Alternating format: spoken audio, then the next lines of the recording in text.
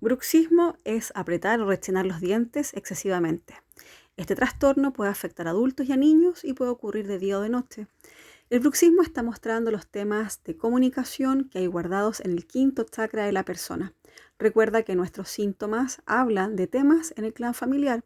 Si tú manifiestas bruxismo en tu vida es porque provienes de un clan familiar que contiene la emoción de enojo en su quinto chakra.